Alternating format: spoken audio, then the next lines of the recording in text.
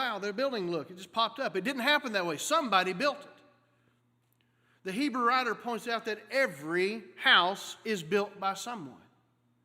He goes on and says, but he who built all things is God. Everything that we see and know, from the trees, the birds, the waters, the creeks, the rivers, the oceans, the skies, everything was built by God. Everything was built by God. So that brings us to the law of cause and effect. In science, as we've been looking through the laws of science, there is a law that is called the law of cause and effect, the law of causality. And it states that every material effect must have an adequate antecedent, or something happening prior to the event, or a simultaneous cause. In other words, something just don't magically happen. It just doesn't, boom, appear. This building just didn't show up. Somebody had to make plans for it. Somebody had to cause it to happen. Somebody had to cause it to be built. The house you live in, somebody had to put the idea there and make it happen. It didn't just appear. The cause has to actually match the effect as well. That's very important. One, it can't just magically appear, but two, the cause has to match the effect. If kids are jumping jump rope, you're not going to cause an earthquake, right?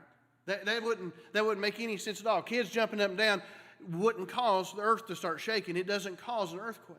That cause doesn't match the effect. So it's not real. It's not a reality. So it would fail the test of science. It doesn't make any sense. The cause has to match the effect. If we take an empty room and we do nothing to it, it's still an empty room, right? It doesn't change. But if we take a chair and we take it and we put it inside that room, we have just caused a change. The effect is that room now has a chair in it. But it can't happen unless we do something. Does that make sense? In other words, we affect that room by making a change to it. But if we do nothing, it stays empty. So here's where all this ties in. For atheism to be true, there must be a natural cause to cause the effect of creation. Something had to happen that would justify everything we see and know to be in existence. And it would have to be done naturally in the order of nature without God. Okay? So that means something would have had to create all this. Well, it's interesting because Robert Jastrow, who was in the 70s the former director of the Goddard Institute for Space Studies at NASA, made this statement, and I want to read this, and I want you to listen to this. He said, the universe and everything that has happened in it since the beginning of time are a grand effect without a known cause.